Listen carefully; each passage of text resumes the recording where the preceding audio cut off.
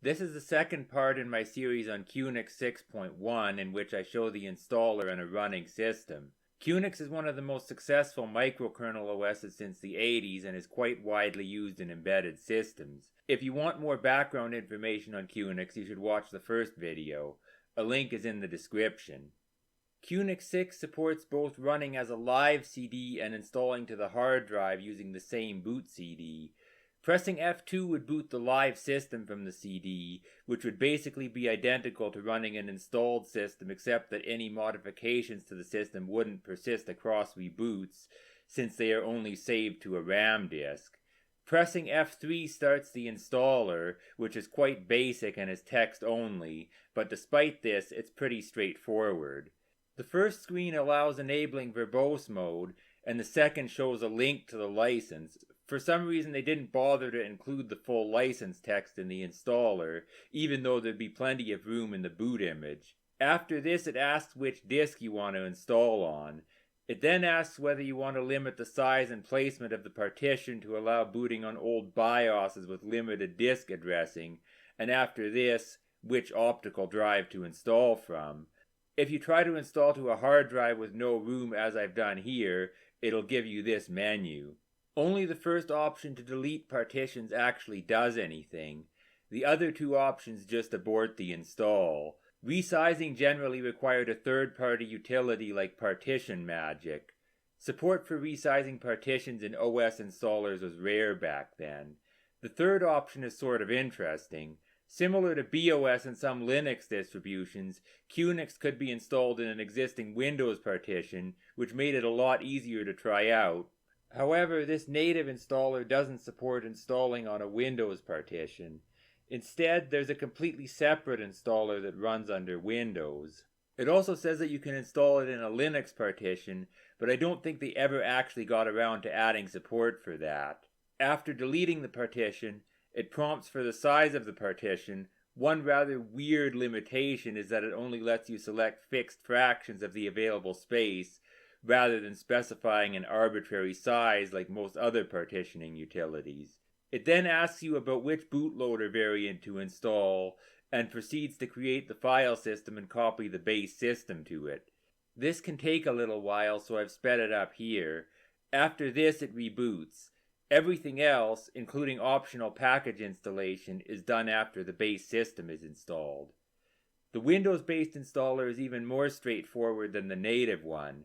When you insert the disk, you get this menu that lets you start the installation, as well as do things like make a boot floppy or read the documentation. It's based on Install Shield, and installing QNX this way isn't all that different from just installing a Windows application. It's about comparable to the Windows installer for BOS, and is certainly a lot easier to install than many of the Linux distros of this era that supported installing on Windows partitions, which sometimes required either manual extraction or a boot disk, and often had issues with hardware detection. After asking for the drive on which to install a system, it extracts the boot images and then asks for the size of the workspace image that holds the files that you modify or create. Rather than installing QNX files directly in the Windows file system, it creates a pair of image files that contain QNX file systems, since the FAT file systems used by Windows don't support the Unix-style file attributes that QNX requires. Once the images have been copied, it prompts for the root password and the login information for a regular user account.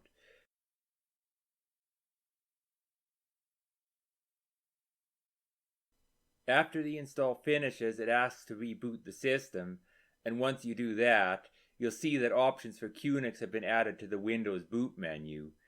This only works fully on Windows 9X because it uses a DOS driver in config.sys to load QNX.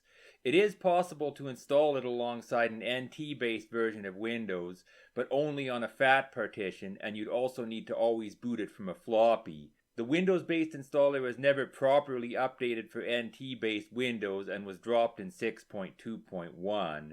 Here's what booting into the installed system looks like. It's basically the same regardless of whether you installed natively or from Windows, other than a few messages from the DOS driver that loads QNX. The bootloader is much simpler than pretty much any other Unix-like OS after the PDP-11 era. In fact, it's just a boot sector that loads the OS image directly and lets you boot an alternate image by pressing escape. The boot process is less verbose than some other Unices. Nothing particularly interesting here. After you boot into the installed system, you get this nice graphical configuration utility that lets you pick your display driver, resolution, and refresh rate. This is far better than what you'd get on a lot of Linux distros of the time, where you'd often have to manually enter your monitor's signal timings and hope you wouldn't damage anything with an out-of-range video mode, unless you were lucky enough to have one of the handful of monitors in the configuration database. QNX's utility is basically on par with that of Windows of the same era, with support for auto-detection of hardware and the ability to test modes, and auto-revert after a timeout in case the mode didn't work. Once you select a mode, Photon is restarted and you get the login screen. However, instead of using this system, I'll instead use an image I had from a while ago which has some extra packages already installed.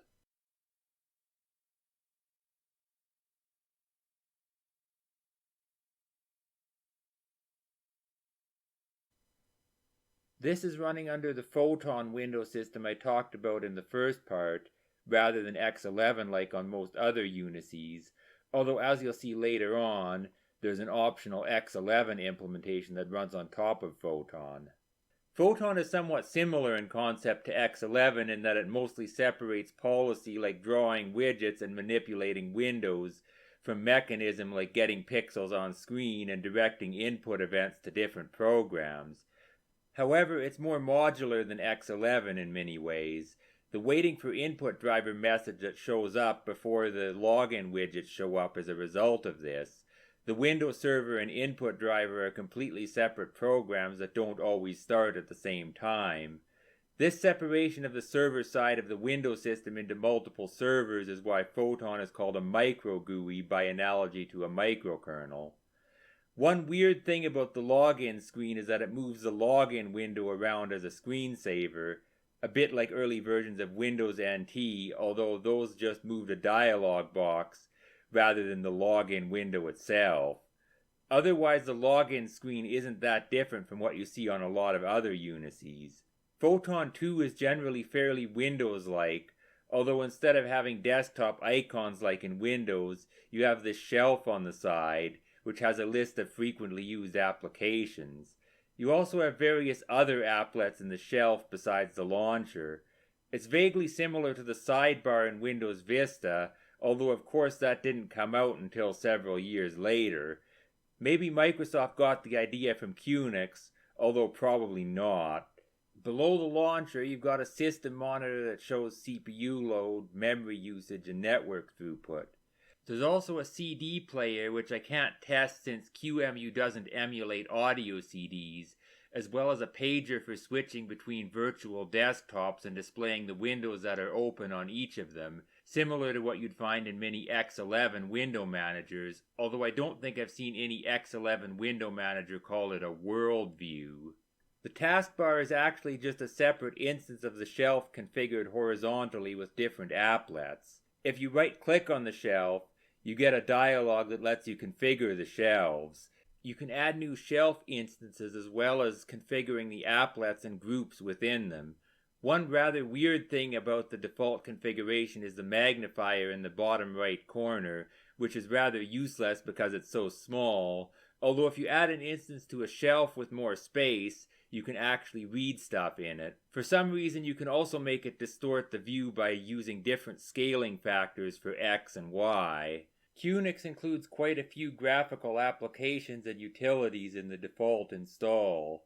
There were also some third-party programs written for Photon, although there were definitely a lot fewer than even for systems like BOS. Most of these were open source or at least free as in beer, but there were also a few shareware applications despite the relative obscurity of QNX as a desktop OS. Besides the AmigaXL emulator that I mentioned in the first part, the only other third-party desktop application I could find that could even be remotely considered to be a major commercial one was a port of the Opera web browser.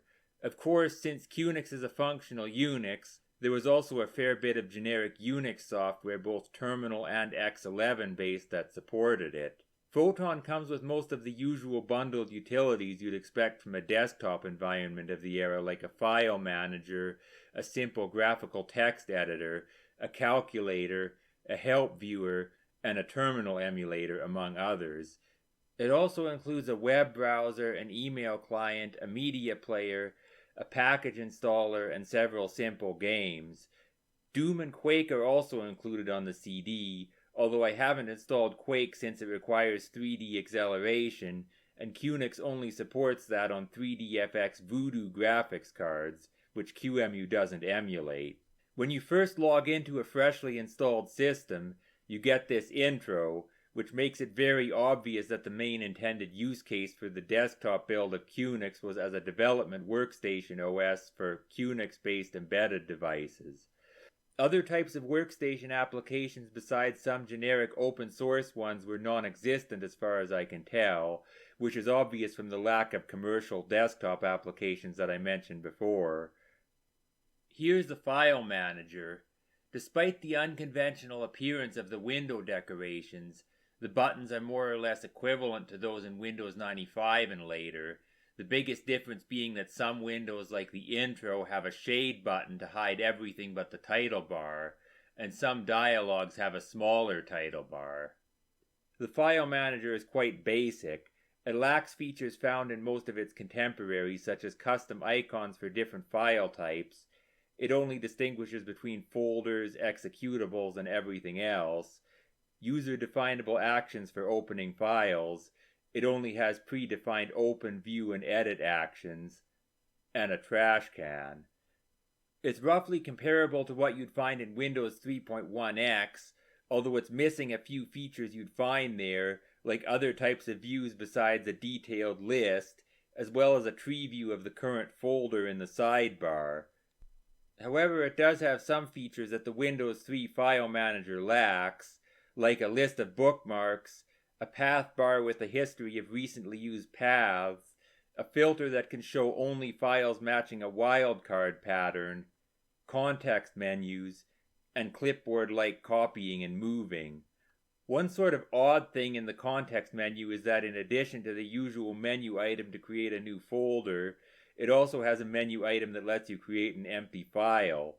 There's no way to launch an application to create a new file from the file manager like in many other OSs. Another weird limitation is that the file type reported in the properties window is the same thing reported by the file command in the shell, which is determined by the file's contents, but the file association system is completely separate from this and can only match patterns on file names. Unlike in Windows, it matches based on wildcards rather than just being limited to matching extensions.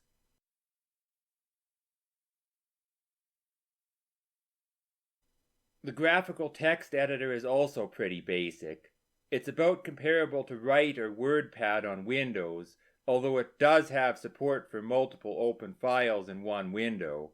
One interesting thing is that even if you use rich formatting, it saves the file as plain text, and the formatting is saved as a footer wrapped to look like a comment to anything that uses C or shell style comments, which means you can have rich formatting in source files if you want.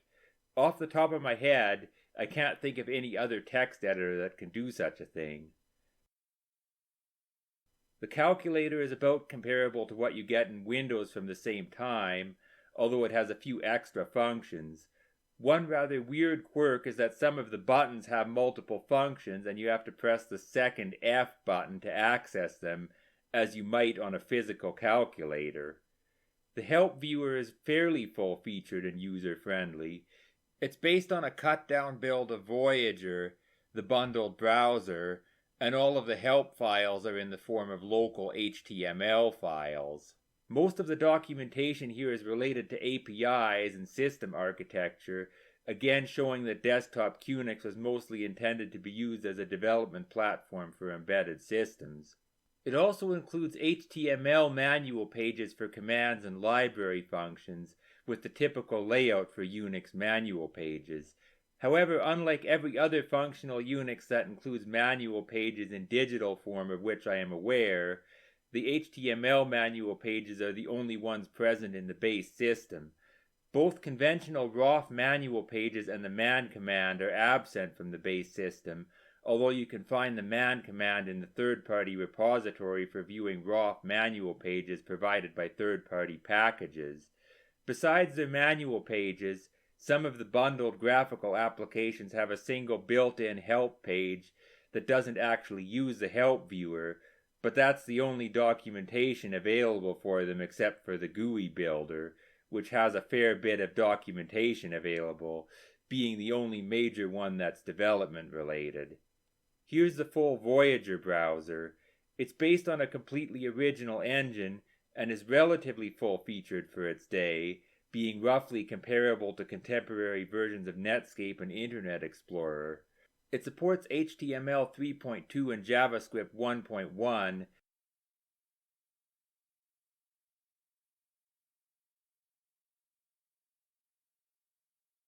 as well as Flash applets.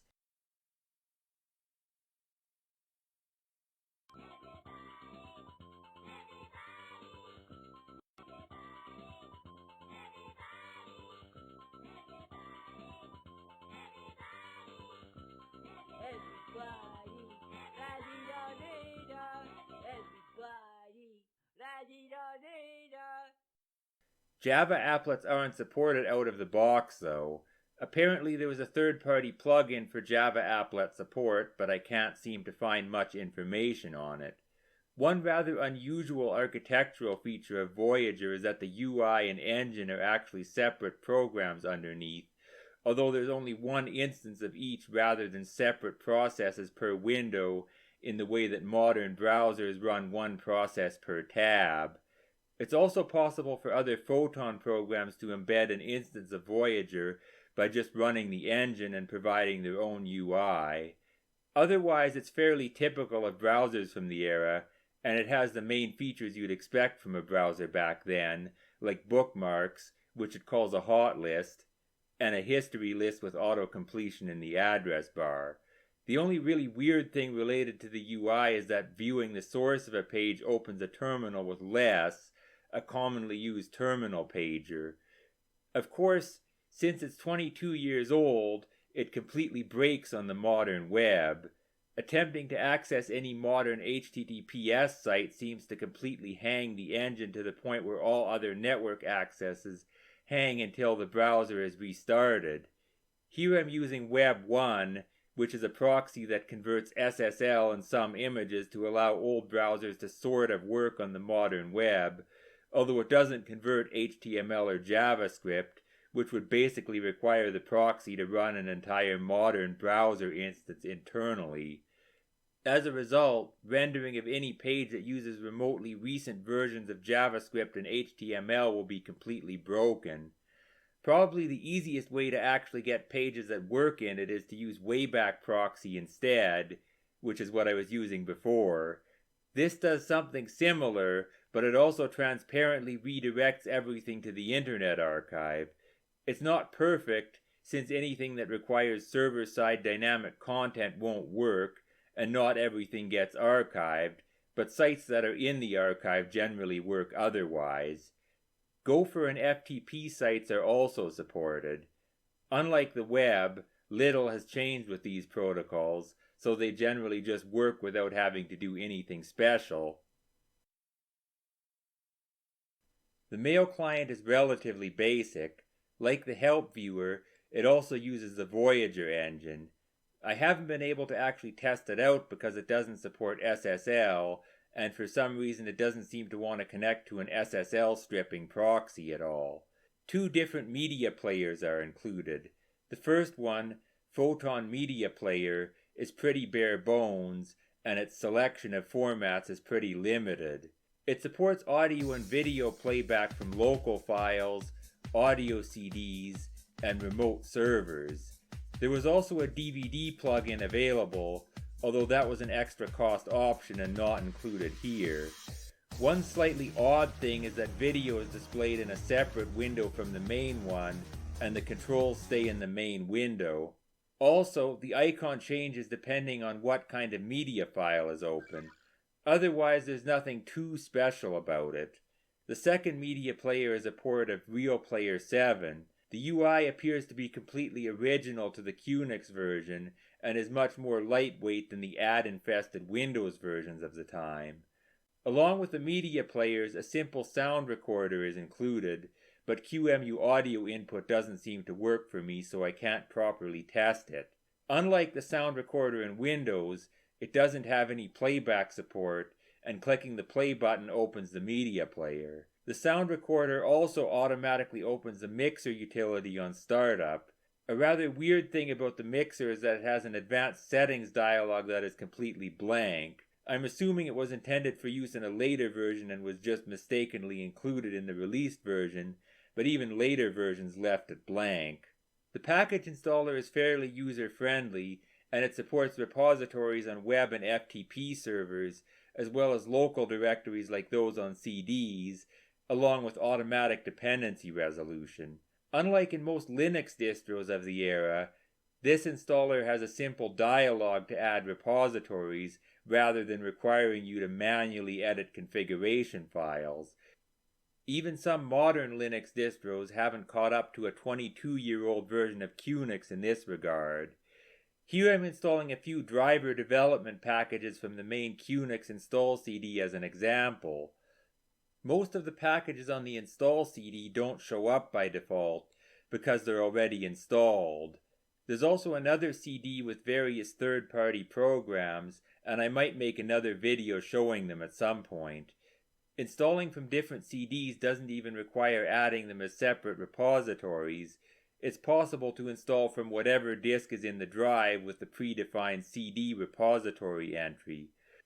One limitation is that the CD seems to only be auto-mounted at boot, and if you want to mount one that you inserted afterwards, it seems you have to mount it manually from the terminal, although this may just be an emulator issue. Installing from a web repository is similar to installing from a CD repository. Surprisingly, as of this video, they still maintain the official repository for a version that's 22 years old, although all the packages there can also be found on the OS installation CD. Several games are included in the base install of Photon. Columns is a vaguely Tetris-like puzzle game in which you have to match lines of at least 3 gems of the same color. Unlike a lot of similar types of games, only vertical triominoes exist, and instead of rotating the entire triomino, you instead cycle the ordering of gems within it. Occasionally you'll get a super gem, which has a hole in the middle, and matching a line with one of these will clear all gems on screen of the same color, regardless of whether they're in a line. When you do this, Perseus in the corner there pumps his fist, and when you lose, he shakes his head.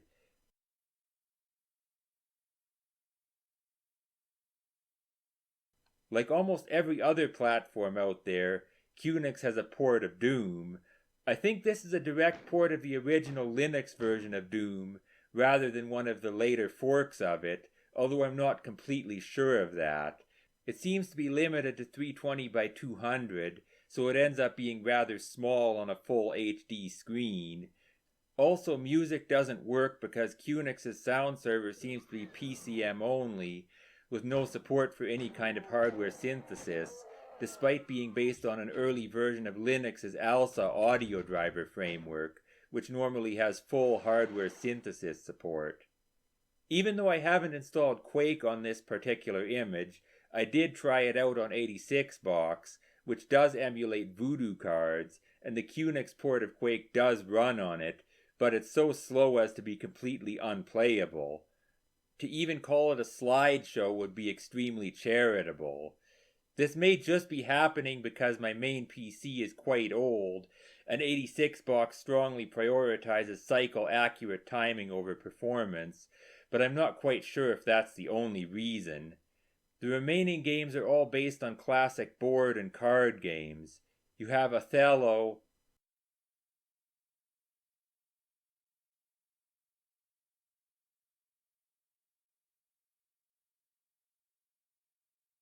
Peg Solitaire,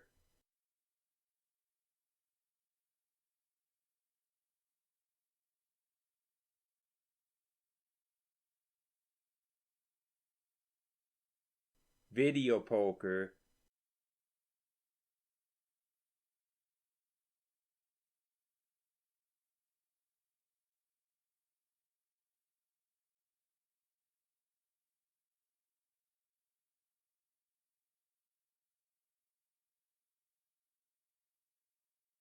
and Klondike Solitaire. One interesting thing about Klondike is all of the face cards feature early pioneers in computing.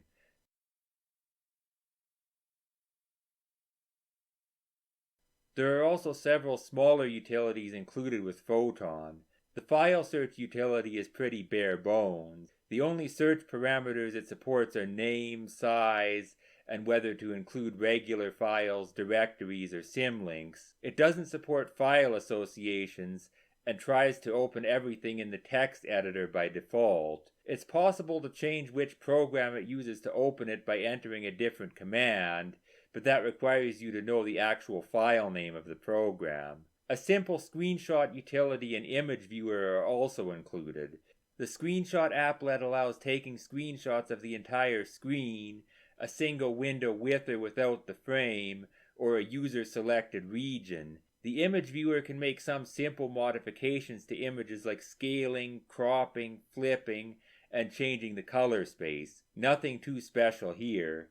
The task manager shows quite a few types of process state, with quite a few tabs for inspecting the state of an individual process. However, it doesn't auto-refresh, nor does it show instantaneous CPU load as a percentage. You can see the various server processes that make up the system, like DevBeIDE, which is the disk server for IDE or PATA disks, IONet, which is the network stack, Photon, which is the core Photon event dispatching server, IO Graphics, which is the Photon graphics server, and so on. The equivalents of DevBeIDE, IONet, and some parts of IO Graphics would all be built into the kernel on a conventional OS like I mentioned earlier, but on QNX all OS services except procNTO are just regular user programs that use a few special APIs available to any process in the system. procNTO, which provides process management and core virtual file system services, is built into the kernel, although it's logically separate from the core part of the microkernel that provides low-level multitasking and inter-process communication. One rather interesting utility is the region viewer, which allows you to see Photon's internal model of the display. Like I said earlier, Photon is an extremely modular window system, with the core window server being pretty much just a dispatcher that transfers events between the various driver servers and client programs like applications and utilities. You can see the various types of regions and how they line up with what you see on screen. In addition to the video mode and shelf configuration utilities you saw earlier, QNX also provides several other configuration utilities. Like the video configuration utility, the network utility is pretty straightforward and is better than what you got on many Linux distros of the era, allowing you to configure most network settings without having to manually edit any config files. There are also utilities for configuring the mouse, GUI appearance,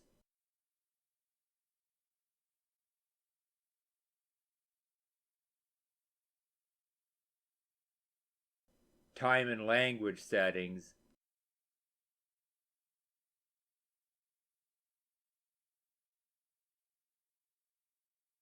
and screensaver. Only a few screensavers are included, all of which can also be found in XLock and/or XScreensaver. One conspicuous omission is a graphical or menu-based user manager, which has been fairly common on Unix-like OSs since the early 90s.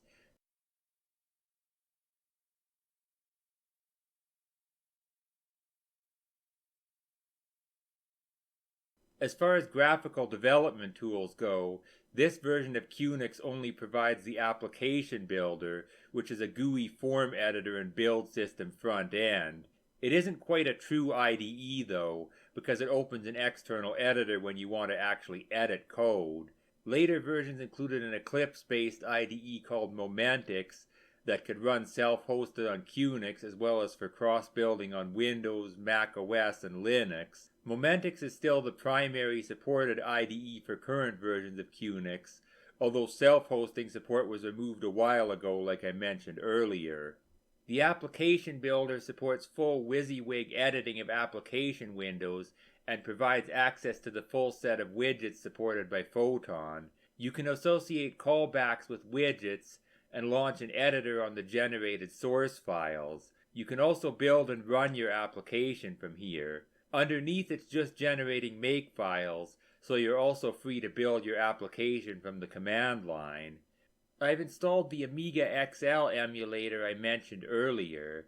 This apparently is a heavily enhanced fork of the well-known open source emulator UAE. It generally tries to be as unobtrusive and transparent as possible. When you launch it, it takes over the entire screen without the configuration dialog you see in stock UAE. After about a minute or so, it boots into Amiga OS 3.9. It actually feels fairly responsive considering the fact that I'm running QEMU here with a TCG emulated CPU rather than virtualizing the CPU with KVM. However, it does seem a bit flaky at times. The display blitting sometimes ends up leaving random crap on screen for whatever reason, and the colors on some of the buttons are off. Also, double clicks don't always register, even though timing seems to be otherwise okay. I suspect these issues may be due to something with QEMU rather than with AmigaXL or QNX. As I mentioned earlier, there's a bit of integration between Amiga OS and QNX. I can switch back to the QNX desktop by pressing the Switch Screen button on Amiga OS, and the emulator adds an Amiga-like bar with its own Switch Screen button to the QNX desktop. It's also possible to launch QNX programs like Voyager from Amiga OS, and all the volumes you see on the desktop are QNX directories. Similarly to disks, AmigaXL also emulates network devices, printers, and audio using the devices of the host QNX system.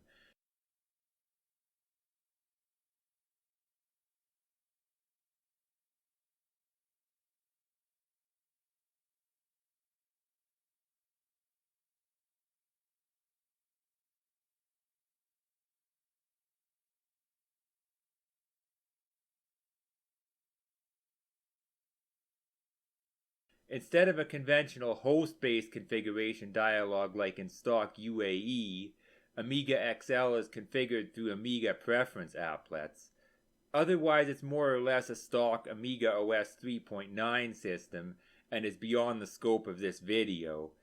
To shut down AmigaXL, there's a special applet. There's no way to close it from the QNX desktop other than killing the process from a terminal, nor is it possible to just quit Workbench. Like I said earlier, QNX has an X11 implementation that runs on top of Photon. The only major application included on the OS disk that uses this is the DDD debugger, which is also available for various other Unices. However, most portable Unix X11 programs from this era should work. A few of the standard X11 utilities like xclock and xterm are also included, although there isn't really much use for them since Photon already provides native equivalents. As you can see, QNX's X11 implementation integrates fairly well with Photon. It's running a special window manager that integrates with Photon's native window manager. The only way you can tell that a program is actually for X11 is the splash screen on startup and the completely different widgets. The Photon terminal emulator is similar to xterm, although it has a few features that are missing from xterm. It provides a graphical configuration dialog, whereas xterm only has context menus. It can display various information in the title bar about the session, like the name of the underlying terminal device file and the name of the program currently running in the foreground. It also has a feature that lets you search for the selected text in the help viewer, which is useful for looking up manual pages from the terminal, since there are no traditional manual pages for first-party programs and library functions. I've installed ZSH as my shell, since that's what I usually use. I've also customized the prompt and added a bunch of aliases. The default shell on a full installation is based on PDKSH. There's also the embedded shell, which is a very limited shell for embedded systems, available in a few different versions with different levels of features. In general, the standard Unix commands and APIs of QNX 6 are fairly typical of functional Unices from this era.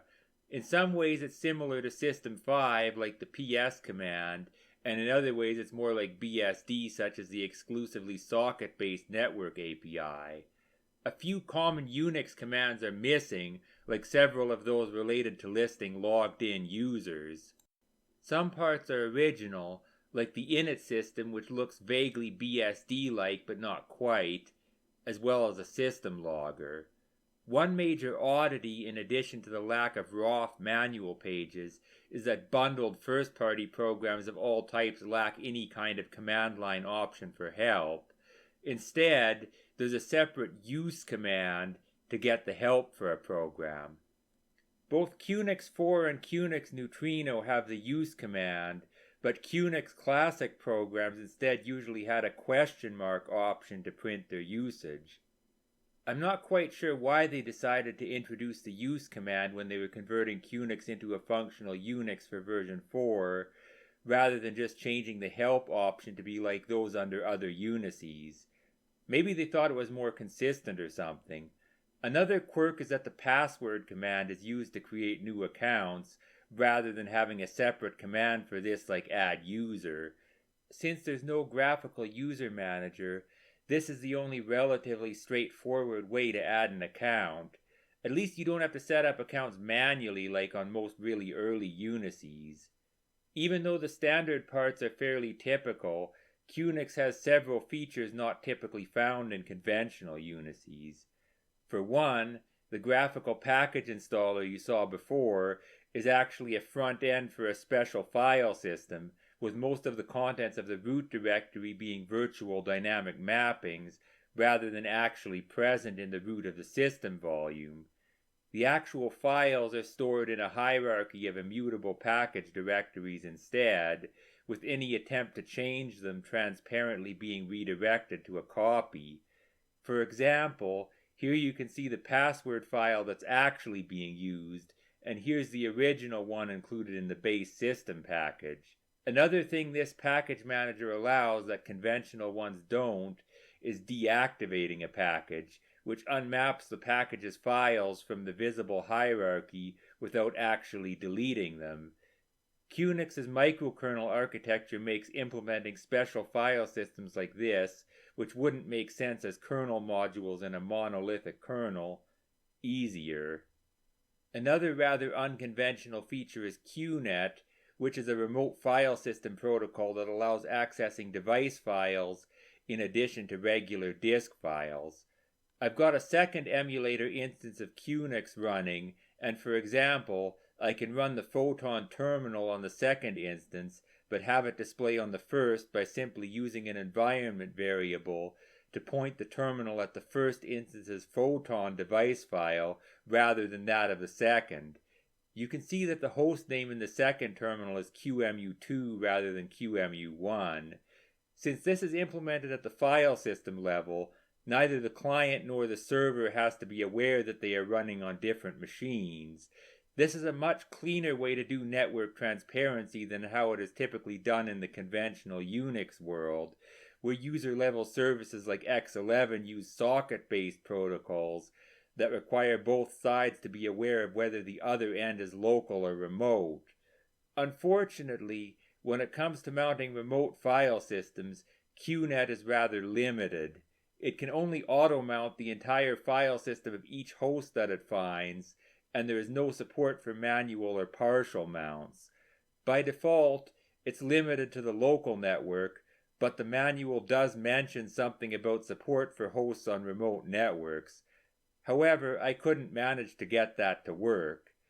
It seems like it would be a major security hole, since the only access control is the standard Unix permissions enforced by the local system. There seems to be no way to restrict what hosts can connect to a Qnet host. In general, Qnet is a fair bit more limited than something like 9p under Plan 9, which supports arbitrary mounts and authentication, in addition to allowing remote access to both regular and special files. In addition to Qnet-based network transparency, Photon also has an external helper program called PHRelay for remoting the entire desktop, similar to VNC, RDP, or any of the various proprietary remote assistance programs. This works over anything that provides a byte stream connection, such as a network connection over TCP or a serial link, either direct or over a modem. It can either start a new session, or it can also mirror an existing session like I'm doing here. In addition to PHDitto, which is the native QNX Photon client for PHRelay that I'm using here, there was also a Windows-based client called Findos, as well as an X11-based one for QNX called FinX. PHDitto seems to be rather flaky for me. Sometimes it stops updating the window but continues to send input to the remote system, and I was completely unable to get it to work in the mode where it creates a new session rather than mirroring one that's already open. Another feature not found in conventional Unix is that because QNX is a microkernel and drivers are just regular user programs like I showed earlier, it's possible to stop and start them just like any other program. For instance, I can mount a floppy and then kill the floppy server, and the rest of the system will be completely unaffected. I can manually restart the server and mount the floppy again, and it still works fine. However, support for automatically restarting crashed servers is not part of the base system, but rather an add-on package called the High Availability Manager, which I haven't been able to find.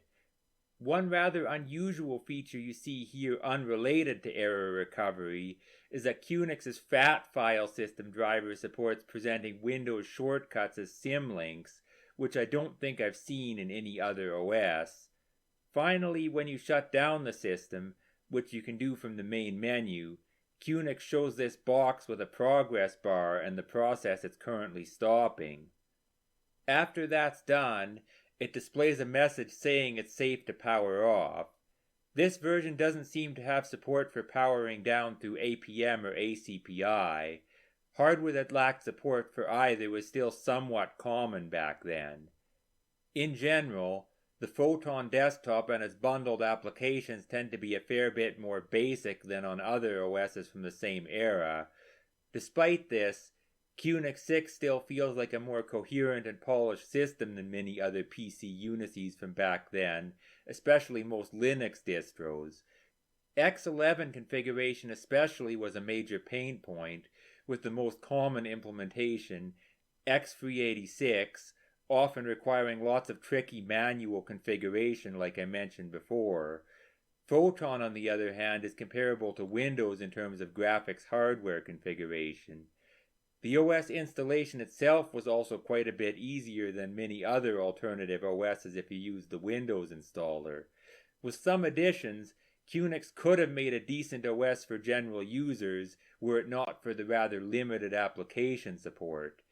This was an especially difficult time for application and driver support on alternative OSs, since Microsoft was at the height of their power, Windows-only software was still very common, many websites were specific to Internet Explorer, and no Windows binary compatibility layer like Wine or Wabi was ever ported to QNX as far as I can tell.